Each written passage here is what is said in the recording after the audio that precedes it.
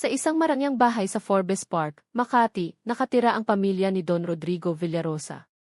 Bilyonaryo. 36 na taong gulang. Gwapo. Matangkad. At may sariling kumpanya ng real estate.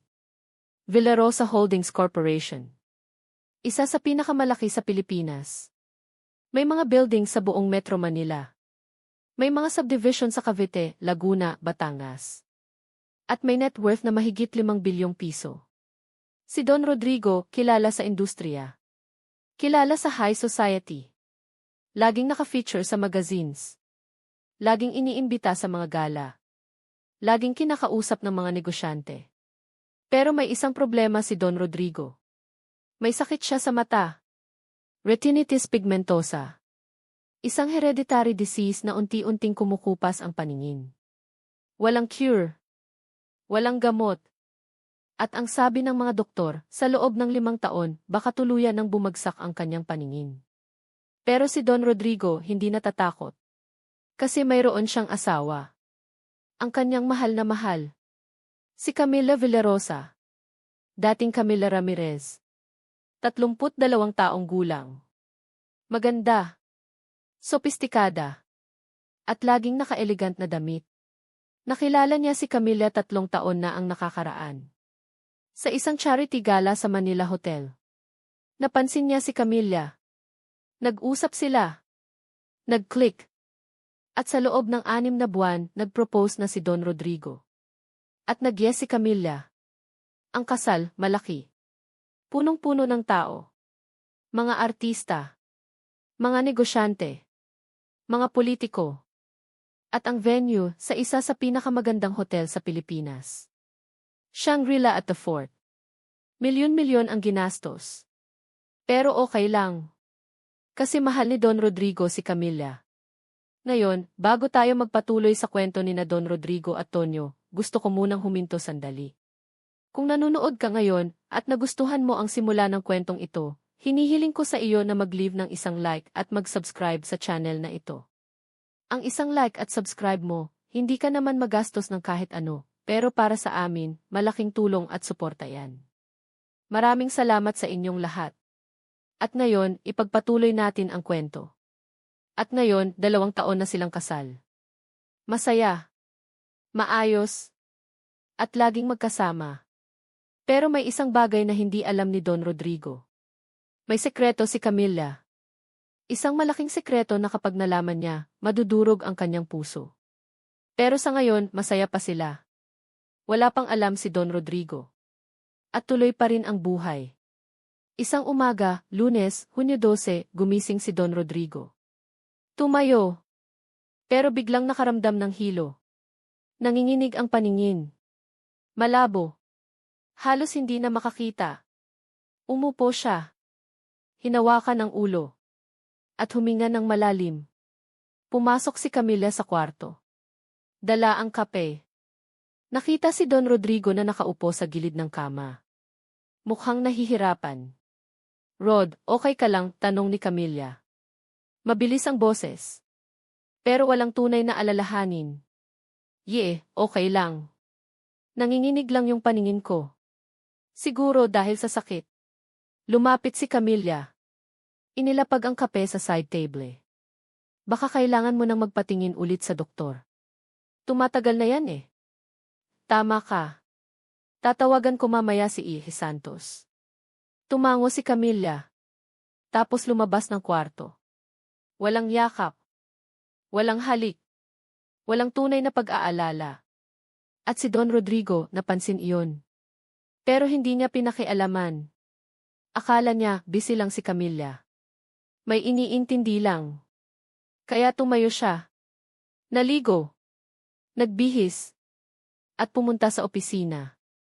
Sa opisina, nakaupo si Don Rodrigo sa kanyang mesa. Malaki ang mesa. Gawa sa kahoy. Mahal. At sa likod niya, malaking bintana kung saan makikita ang buong Makati City. Pero sa halip na tumingin sa bintana, tumingin siya sa mga papeles. Mga kontrata. Mga proposals. Pero hirap na hirap siyang magbasa. Malabo ang mga letra. Halos hindi na makita. Kaya tumawag siya ng sekretary niya. Si Miss Evelyn Cruz. 60 taong gulang. Matanda na pero professional pa rin. Mabait. At tapat. Miss Evelyn, pwede mo bang basahin ang document na ito para sa akin? Hirap na hirap akong magbasa ngayon. Lumapit si Miss Evelyn. Kinuha ang dokumento. At binasa. Sir, ito po ay proposal mula sa Ayala Land. Gusto po nila ng partnership para sa bagong subdivision sa Laguna. Ang budget po, 2 bilyon. Tumango si Don Rodrigo. Okay. I approve mo na. At I schedule ang meeting sa Friday. Noted po, sir. Lumabas si Miss Evelyn. At naiwan si Don Rodrigo. Mag-isa. Nakatingin sa malabong paningin. At sa mga sandaling iyon, naramdaman niya ang takot. Ang takot na balang araw, tuluyan nang mawawala ang kanyang paningin. At hindi na niya makikita ang mundo. Ang kanyang asawa. Ang kanyang negosyo. Pero pilit niyang tinataboy ang takot. Kasi kailangan niyang maging matatag. Kailangan niyang ipakita na kaya niya pa. Pauwi na si Don Rodrigo. Sakay ng kanyang Mercedes-Benz S-Class. Itim. Mahal. At may driver na si Mang Tony. 55 taong gulang. Matanda na pero magaling pa ring magmaneho. Mang Tony, uwi na tayo, sabi ni Don Rodrigo. Opo, sir. At nagsimula ang biyahe. Mula Makati papunta sa Forbes Park. Pero habang nasa daan, may nakita si Don Rodrigo. Sa gilid ng kalsada. Malapit sa Guadalupe. May batang lalaki. Siguro 8 taong gulang. Nakaupo sa tabi ng basurahan. Madumi ang mukha. Punit-punit ang damit. Walang tsinelas. At umiiyak. Mang Tony, para muna, sabi ni Don Rodrigo. Tumigil ang sasakyan. Bumaba si Don Rodrigo. Lumapit sa bata. Hey, bakit ka umiiyak? Tanong ni Don Rodrigo. Mabait ang boses. Tumingin ang bata kay Don Rodrigo. At nakita niya ang lalaking nakasweet. Mukhang mayaman. Mukhang mabait. Kasi po, wala na po akong makain. Gutom na po ako. At wala po akong mauwian, sagot ng bata. Umiiyak pa rin. Napatigil si Don Rodrigo. Nakita niya ang sarili niya sa bata. Dahil noong bata pa siya, mahirap din siya. Nakatira sa squatters area sa Tondo. Walang maayos na pagkain. Walang maayos na bahay. Pero nagsipag siya. Nag-aral. At ngayon, bilyonaryo na siya. Ano ang pangalan mo? Tanong ni Don Rodrigo. Tonyo po. Tonyo Reyes. Ilang taon ka na, Tonyo? 8 po. Nasaan ang mga magulang mo? Umiling si Tonyo. Wala na po. Namatay na po si Mama dahil sa sakit. Si Papa naman umalis na. Hindi na po bumalik. Nadurog ang puso ni Don Rodrigo. Dahil nakita niya kung gaano kahirap ang buhay ng batang ito.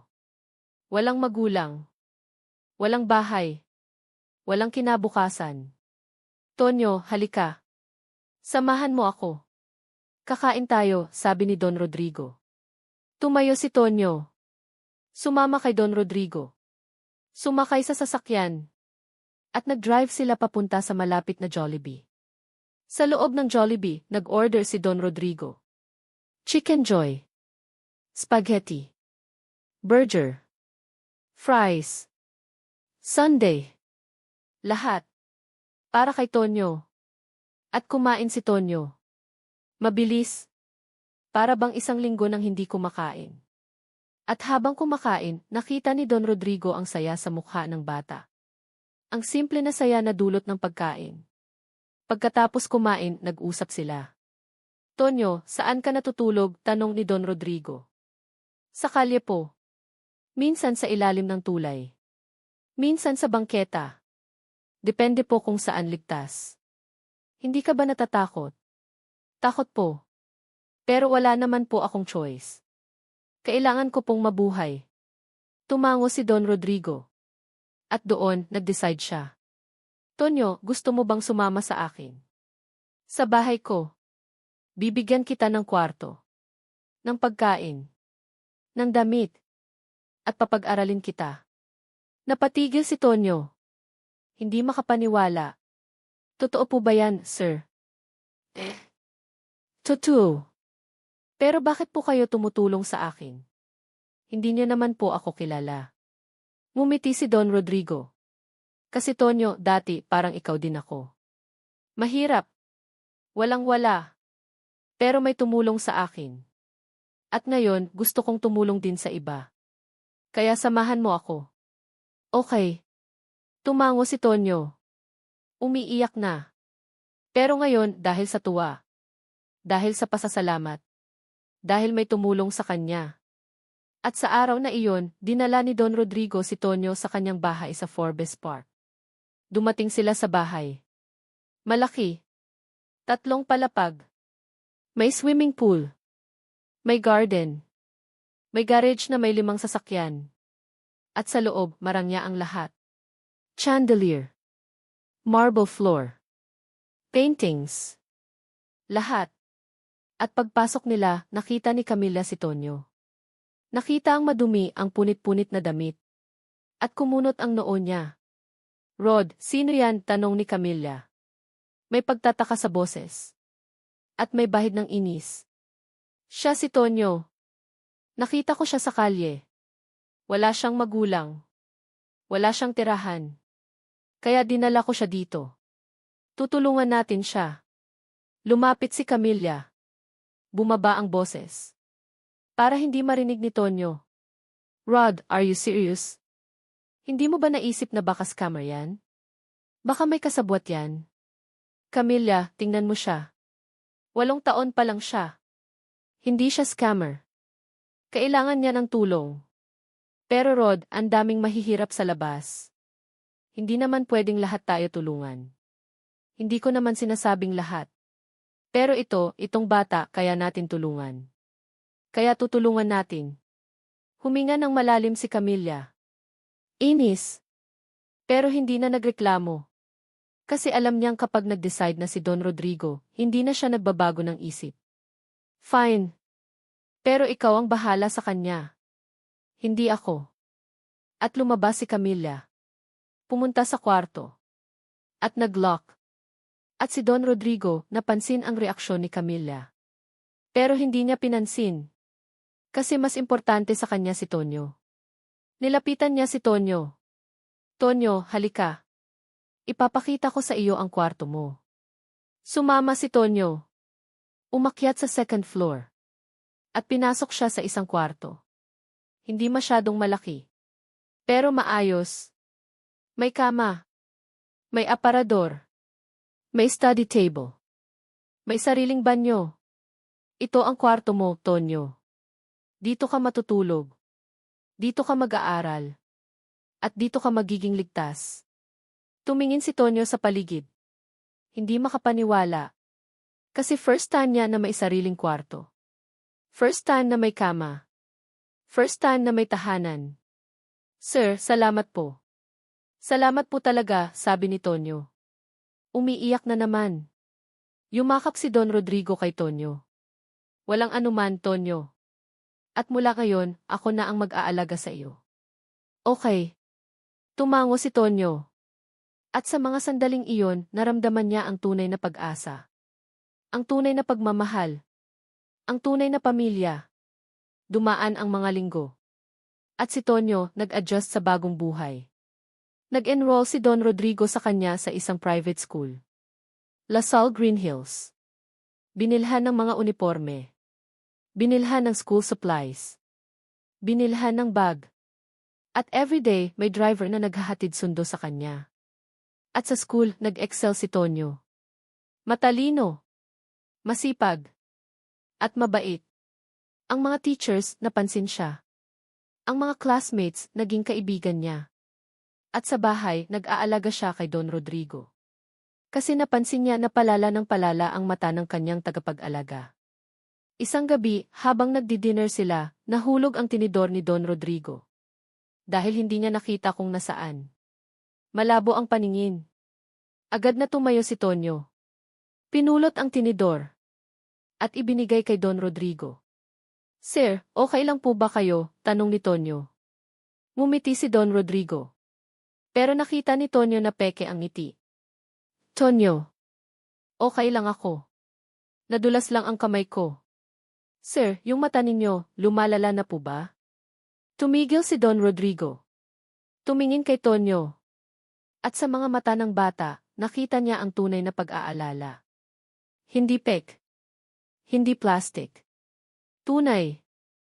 Tonyo. Lumalala na. Pero okay lang.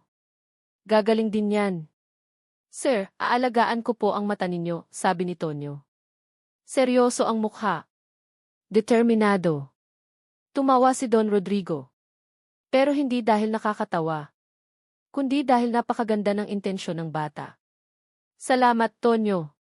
Salamat sa pag-aalaga.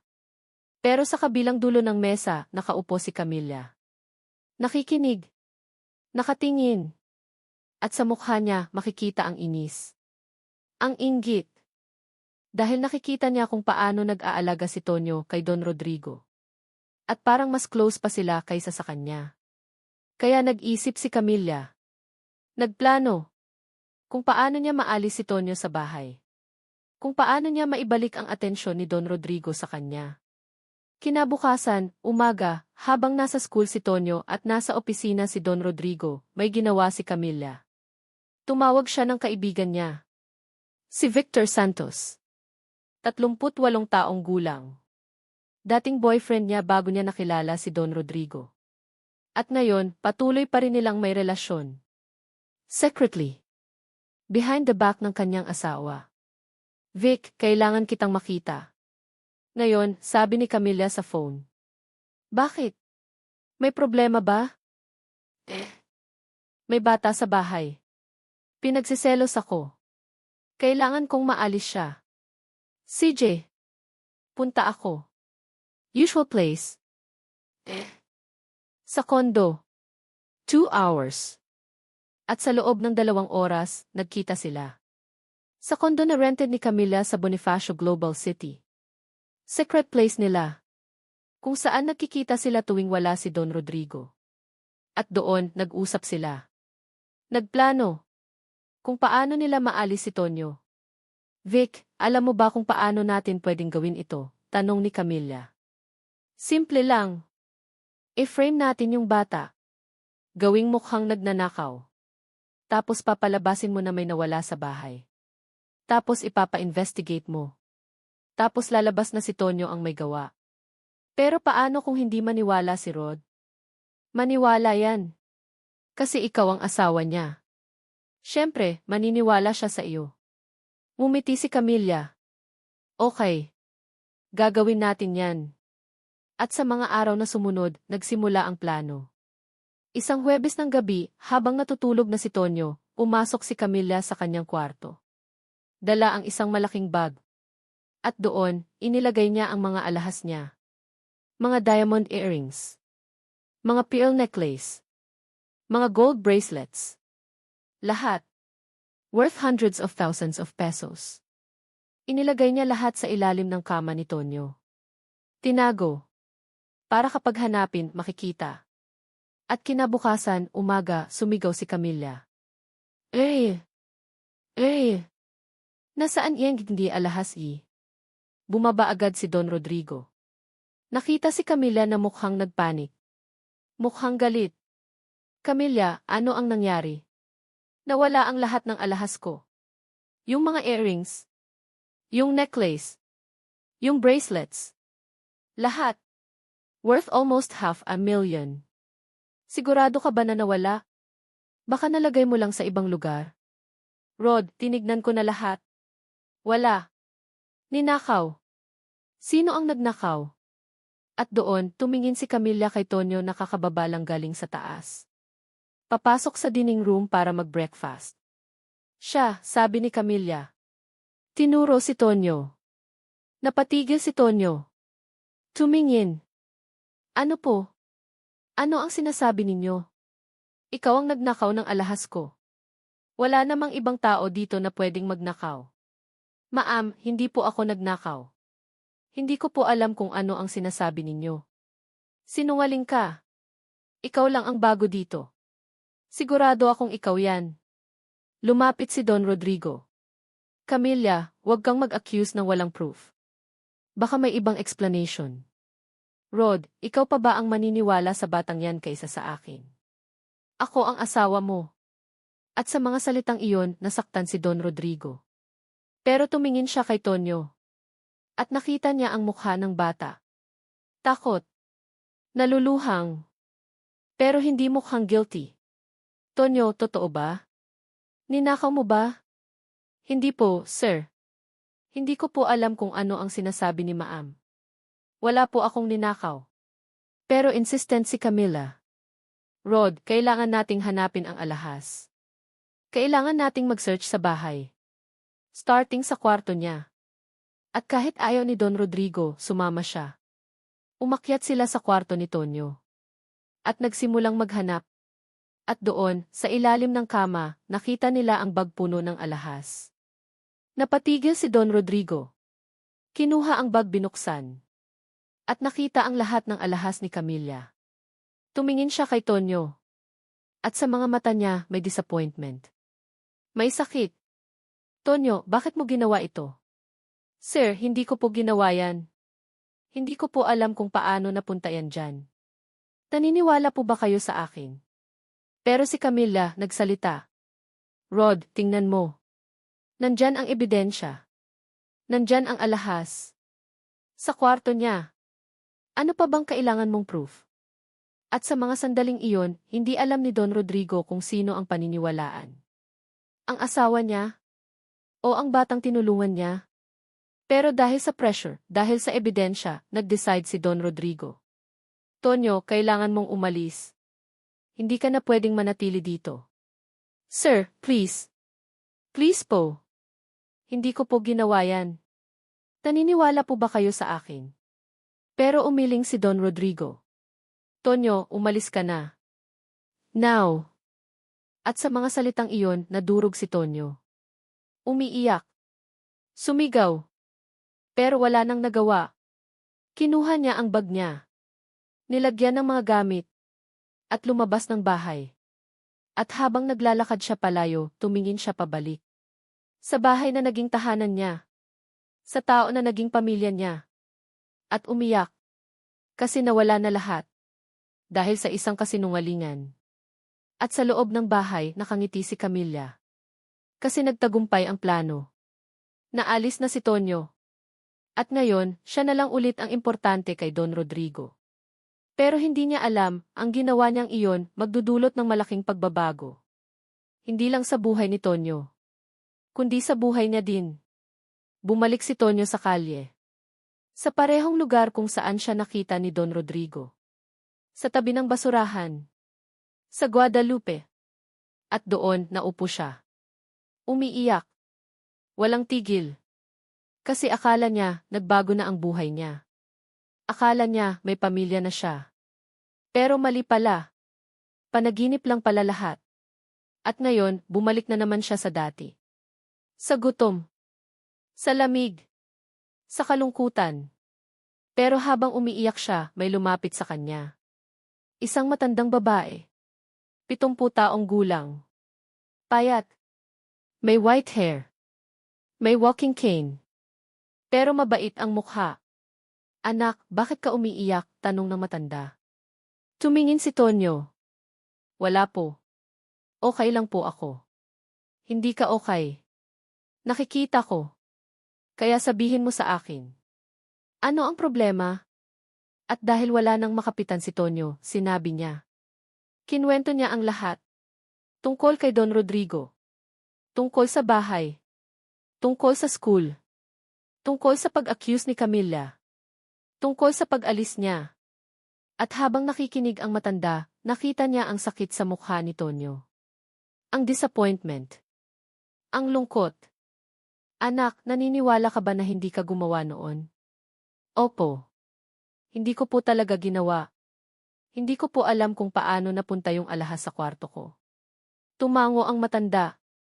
Kung ganoon, makinig ka sa akin. Huwag kang sumuko. Kasi ang katotohanan, lalabas din yan. Baka hindi ngayon. Baka hindi bukas. Pero lalabas din yan. Pero paano po? Wala na po akong paraan para ipakita ang katotohanan.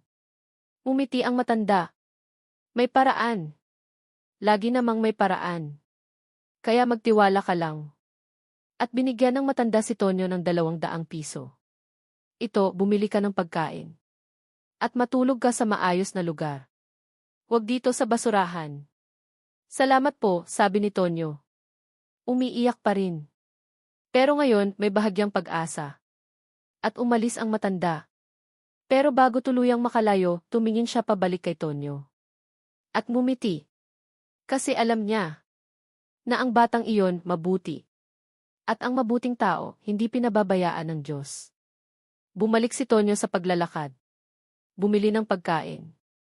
Tinapay. Bottled water. At humanap ng tulugan. Nakahanap siya ng maliit na simbahan. San Pedro Parish Church. Malapit sa Guadalupe. Bukas pa. Kaya pumasok siya. At doon, umupo sa likod. Sa pinakadulo. At habang nakaupo, tumingin siya sa altar. Sa statue ni Jesus. At nagpray.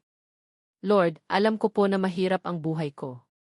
Alam ko po na maraming pagsubok. Pero sana po, bigyan ninyo ako ng lakas. Bigyan ninyo ako ng pag-asa. At sana po, balang araw, malaman ni Sir Rodrigo ang totoo. Na hindi ko ginawa yun. Na mabuti po akong bata. At habang nagpray siya, may pumasok sa simbahan. Isang lalaki. 35 taong gulang. Nakakasual na damit. At may daladala na kamera. Umupo ang lalaki sa tapat ni Tonyo. At habang nagpray, napansin niya ang bata. Nakita niya na umiiyak.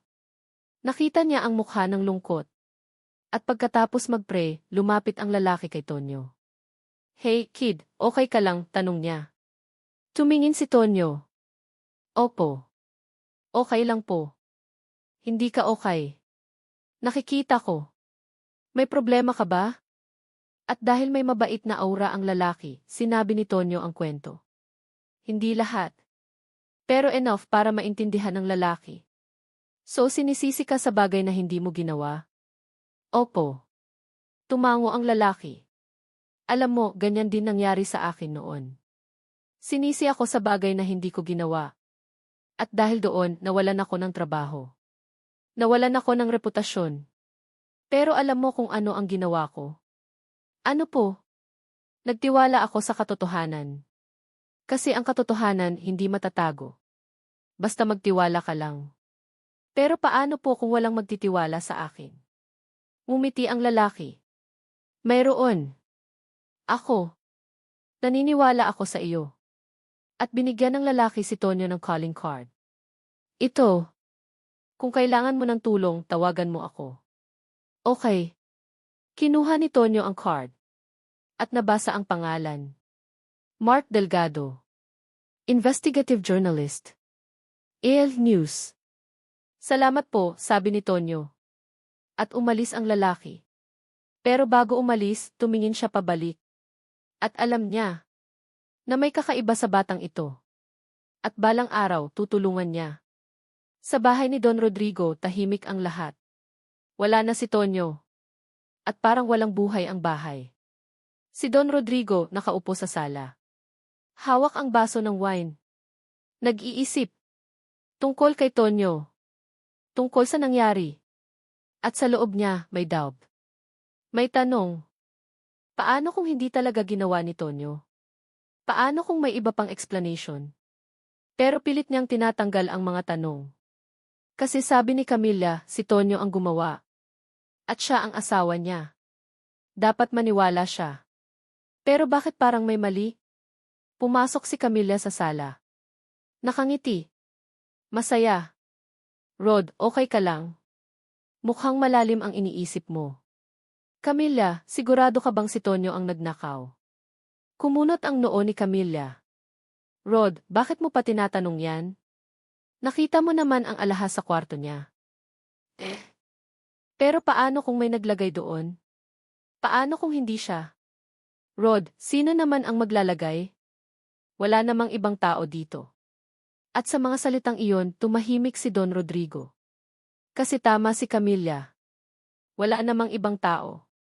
Pero sa loob niya, may doubt pa rin. Kaya nag-decide siya. Bukas, mag-hire siya ng private investigator.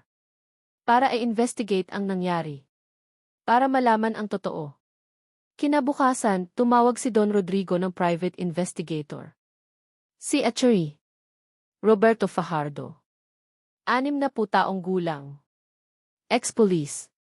Ngayon, private investigator. Magaling. Tapat. Attorney Fajardo, kailangan kong magpa-investigate. Tungkol sa pagnanakaw na nangyari sa bahay ko. Sino po ang suspect? Isang bata. Pero may doubt ako. Kaya gusto kong malaman ang totoo. Noted, sir. Kailan po ito nangyari? Last week. Thursday. Okay po. I-investigate ko po. At within 2 weeks, may result na po ako. Salamat. At sa loob ng 2 linggo, nag-investigate si Attorney Fajardo. Nag-interview ng mga kasambahay. Nag-check ng TV footages.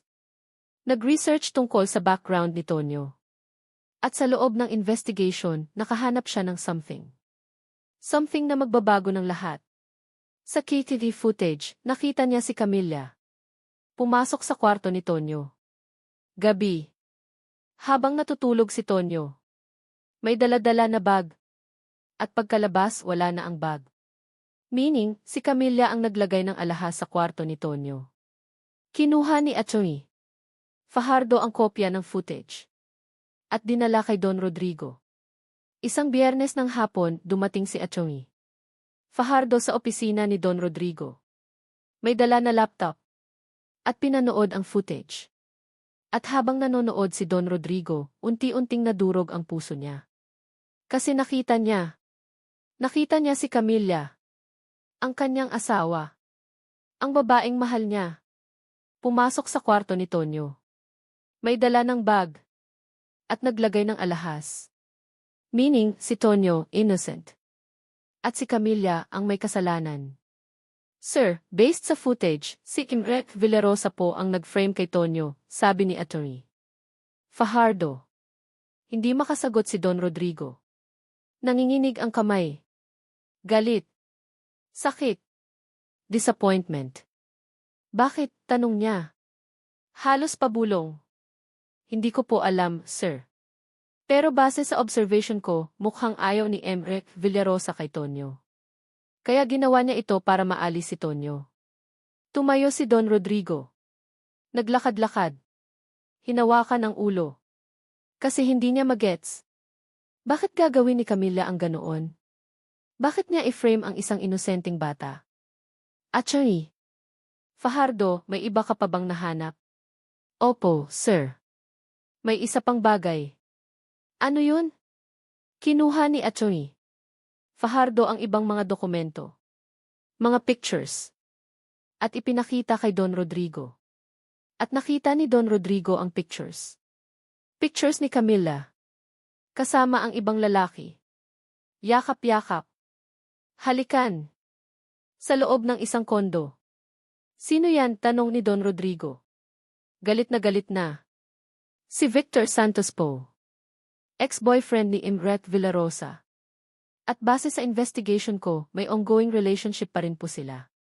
Secretly. At sa mga salitang iyon, nadurog completely ang puso ni Don Rodrigo. Kasi ngayon, alam na niya. Ang asawa niya, traitor. Nanloko. Nag-cheat. At nag-frame ng inosenteng bata. Sir, ano po ang plano ninyo? Tanong ni Attorney Fajardo. Huminga ng malalim si Don Rodrigo. Hanapin si Tonyo. Dalhin dito. At pagkatapos, kakausapin ko si Camilla. Noted po, sir. At umalis si Attorney Fajardo. Nagsimulang maghanap kay Tonyo. At si Don Rodrigo naiwan. Nakaupo. Umiiyak. Kasi nasaktan siya. Hindi lang dahil sa pag-cheat ni Camilla. Kundi dahil napag-isipan niya. Na dahil sa kanya, nasaktan si Tonyo. Pinalayas niya. Hindi siya naniwala. At ngayon, kailangan niyang ayusin ang lahat. Ilang araw ang lumipas. At nahanap ni Atchongi Fajardo si Tonyo. Sa tabi ng simbahan. Natutulog sa bangketa. Gutom. Payat. Madumi. Lumapit si Atchongi Fajardo. Ginising si Tonyo. Tonyo, ikaw ba yan? Gumising si Tonyo. Tumingin. Opo. Sino po kayo? Ako si Atchongi Fajardo. Pinadala ako ni Sir Rodrigo. Gusto kanyang makausap. Umiling si Tonyo. Ayaw ko na pong bumalik. Ayaw na niya sa akin. Tonyo, mali ka. Alam na niya ang totoo. Alam na niya na hindi ka nagnakaw. At gusto kanyang hilingin ng sorry.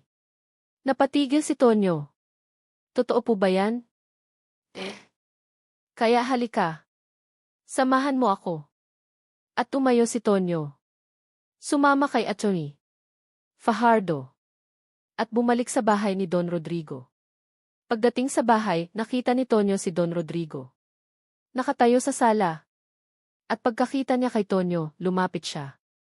Lumuhod. At yumakap. Tonyo, sorry. Sorry talaga. Hindi kita dapat pinalayas. Hindi kita dapat sinisi. Sorry. Umiiyak si Don Rodrigo. Walang tigil. At yumakap din si Tonyo. Umiiyak din. Sir, okay lang po. Naiintindihan ko po. Hindi, Tonyo. Hindi okay. Kasi ikaw, mabuti kang bata. At ako, hindi naniwala sa iyo. Sorry talaga. At sa mga sandaling iyon, nag-reconcile sila. Nag-sorry. Nag-forgive. At pagkatapos, tumayo si Don Rodrigo. Tumingin kay Tonyo. Tonyo, may kailangan pa akong gawin. Kailangan kong kausapin si Camilla. Pero gusto kong nandito ka. Para marinig mo ang totoo. Tumango si Tonyo. At tinawag ni Don Rodrigo si Camilla. Bumaba si Camilla. At pagkakita niya kay Tonyo, namutla ang mukha. Rod, bakit nandito siya? Camilla, kailangan nating mag-usap. Tungkol saan? Kinuha ni Don Rodrigo ang laptop. Pinanood ang footage. At nakita ni Camilla ang sarili niya. Pumasok sa kwarto ni Tonyo. Naglagay ng alahas. Namutla completely si Camilla. Hindi makasagot. Camilla, bakit mo ginawa ito? Tanong ni Don Rodrigo. Galit. Disappointed. Rod, I can explain. Explain? Ano ang i-explain mo? Na nag-frame ka ng inosenteng bata? Na nanloko ka sa akin? Rod, kasi naiinggit ako. Nakikita ko kung paano mo siya inalagaan. Parang mas importante pa siya sa iyo kaysa sa akin. Camilla, walang mas importante. Pero ang ginawa mo, mali. At hindi lang yan, may isa ka pang ginawa. Kinuha ni Don Rodrigo ang pictures. Ipinakita kay Camilla. Pictures niya kasama si Victor. Sino siya, Camilla? Tumahimik si Camilla. Wala nang masabi. Siya si Victor Santos. Ex-boyfriend mo. At base sa pictures, may relasyon pa rin kayo. Hanggang ngayon. Rod, I'm sorry. Sorry. Yan lang ba ang masasabi mo? Camilla, 2 years tayong kasal. 2 years kong minahal ka. At ganito lang pala ang gagawin mo sa akin. Umiiyak si Camilla. Rod, please. Bigyan mo ako ng second chance. Hindi na ako ulit. Camilla, tapos na. Ayoko na. Mag-file ako ng annulment. At gusto kong umalis ka. Ngayon. Rod, please. Camilla, umalis ka na. Now. At sa mga salitang iyon, alam ni Camilla na tapos na. Wala na. Kaya kinuha niya ang bag niya. Nag-impake ng mga gamit. At umalis. At habang lumalabas siya ng bahay, tumingin siya kay Tonyo. Galit. Pero wala nang nagawa. At umalis na siya. Permanently. At si Don Rodrigo naiwan. Kasama si Tonyo. At doon, yumakap siya ulit sa bata. Tonyo, salamat. Salamat sa lahat. Salamat sa pag-aalaga. Salamat sa pagmamahal. At mula ngayon, ikaw na ang anak ko. Legally. Ia-adopt kita. Okay. Umiiyak si Tonyo. Pero ngayon, dahil sa tuwa. Dahil sa pasasalamat. Salamat po, sir. Salamat po talaga. At sa araw na iyon, nag-start ang bagong buhay nila. Bilang ama at anak. Bilang pamilya. Dumaan ang mga buwan. At nag-process ang adoption. Legal na. At naging Tonyo Villarosa si Tonyo. At habang tumatagal, lalong lumalala ang mata ni Don Rodrigo. Halos blind na. Halos hindi na makakita. Pero nandyan si Tonyo. Nag-aalaga. Everyday. Ginagabayan si Don Rodrigo sa paglalakad. Binabasa ang mga dokumento. Tinatapos ang mga paperwork. At minsan, habang nakaupo sila sa garden, nagsalita si Don Rodrigo. Tonyo, alam mo, nung una, akala ko, ikaw ang kailangan ng tulong. Pero mali pala ako. Ako pala ang kailangan ng tulong. At ikaw ang tumulong sa akin. Sir, hindi po. Kayo po ang tumulong sa akin. Binigyan ninyo ako ng tahanan. Binigyan ninyo ako ng pag-asa. Ngumiti si Don Rodrigo. Tonyo, balang araw, pag wala na ako, ikaw na ang mag-manage ng kumpanya. Ikaw na ang mag-alaga ng lahat. Kasi magtitiwala ako sa iyo. Sir, hindi pa po kayo mawawala. Andito pa po kayo. Alam ko. Pero gusto ko lang na malaman mo. Na mahal kita. Bilang anak ko. Mahal ko rin po kayo, sir. Bilang tatay ko. At yumakap sila. At sa mga sandaling iyon, naramdaman nila ang tunay na pagmamahal. Ang tunay na pamilya. Ngayon, 10 taon ang lumipas. At si Tonyo, 28 taong gulang na. Graduate na ng Business Management sa Ateneo de Manila. Cum laude. At ngayon, si Hina ng Villarosa Holdings Corporation. At si Don Rodrigo, 66 na taong gulang na. Completely blind na. Pero masaya. Kasi nandyan si Tonyo. Nag-aalaga sa kanya. At isang araw, habang nagmi-meeting si Tonyo sa boardroom, may kumatok. Pumasok si Miss Evelyn. Sir Tonyo, may bisita po kayo. Sino? Si Mark Delgado po. Galing Live News. Napatigil si Tonyo.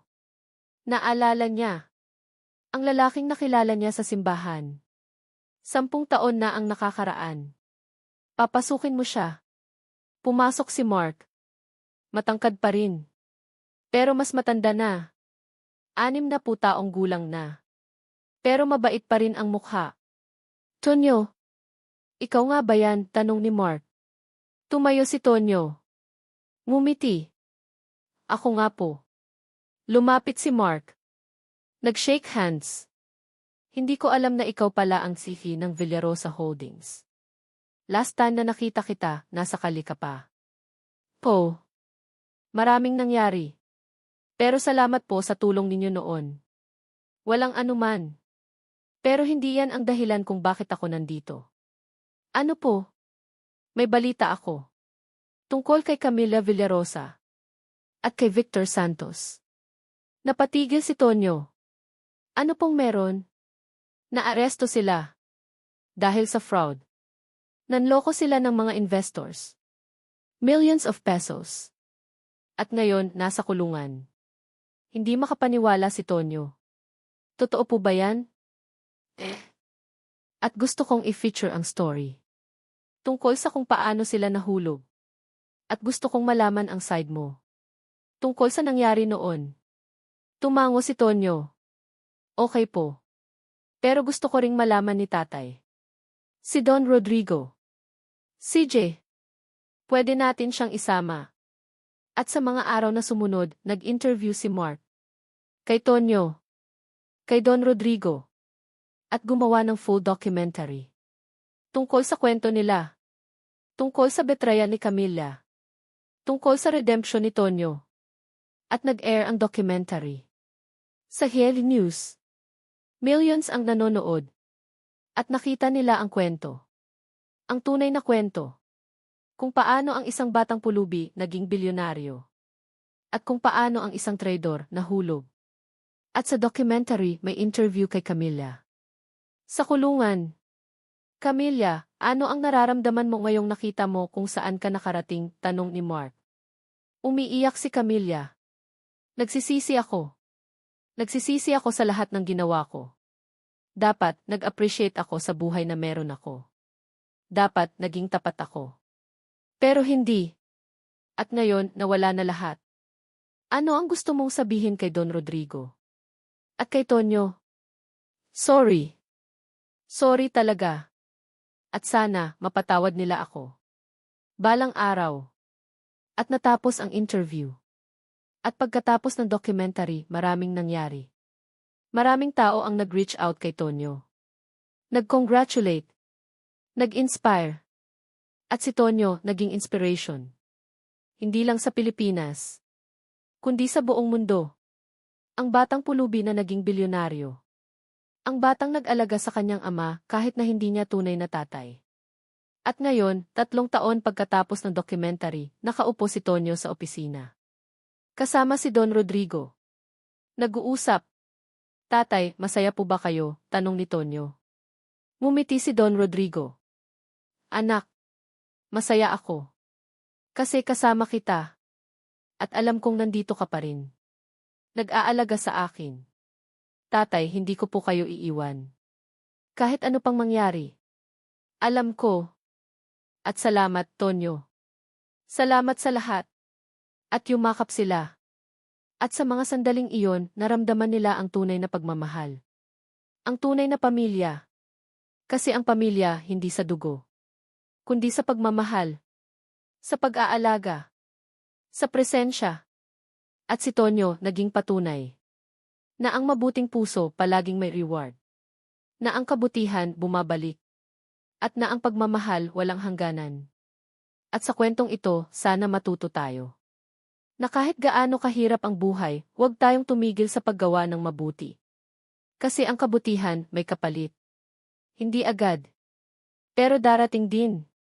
At si Tonyo, ang batang nagsabi ng iaalagaan ko ang mata mo, sa bilyonaryo, ay naging isa sa pinaka-successful na tao sa Pilipinas. Hindi dahil sa yaman, kundi dahil sa pagmamahal, sa pag-aalaga, at sa kabutihan ng puso. At iyon ang tunay na tagumpay. Ang tunay na yaman. Ang tunay na kaligayahan.